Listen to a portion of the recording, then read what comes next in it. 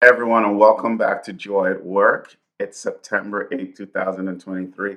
I missed you all last week, but glad to be back. I hope you're doing well. I hope you're safe. So let's jump right into it and continue our conversation on virtues. And today we're going to be talking about temperance. And yes, I do want you to be careful when it comes to company events and especially as it concerns how much you imbibe. But when I'm talking about temperance today, I'm not thinking about it from just an alcoholic perspective or a consumption perspective.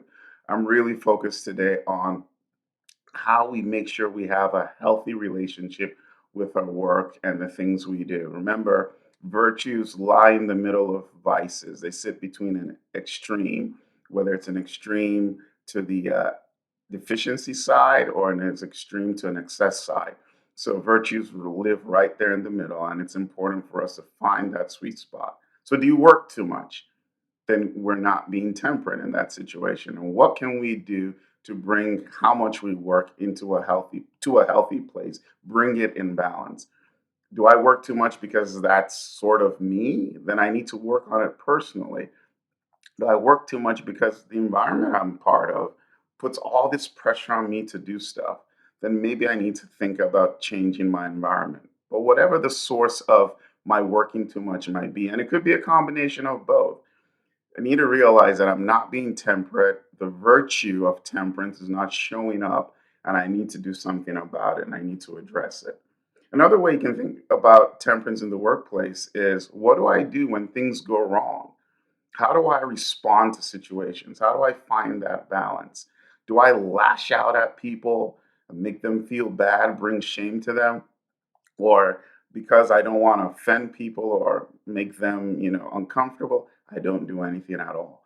Temperance is about finding the right response to situations when, especially situations that are wrongful in our organizations and our situations on our teams. And there are always situations that are wrongful because we're human beings.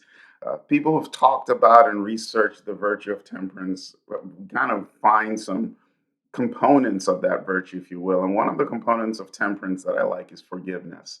So, and the idea that to be temperate when it comes to especially dealing with wrongdoing, you need to be able to forgive. You need to be able to really take a step back and provide forgiveness to people who might have not done the right thing. Because when you forgive people, then you're in a better position to respond to what they've done in a temperate way. So these are like two ways to think about temperance in the workplace. Temperance, developing temperance that can help us experience joy at work. So you might be able to reflect and sit back and think about what areas, when it comes to work, and temperance is something we can apply outside of work as well. But when it comes to work, what things do I need to work on, excuse the pun, from a temperance perspective? Remember, we only strengthen our virtues by working on those virtues.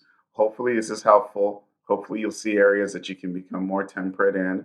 And hopefully, in doing this, you will continue to experience joy at work. See you soon. Bye.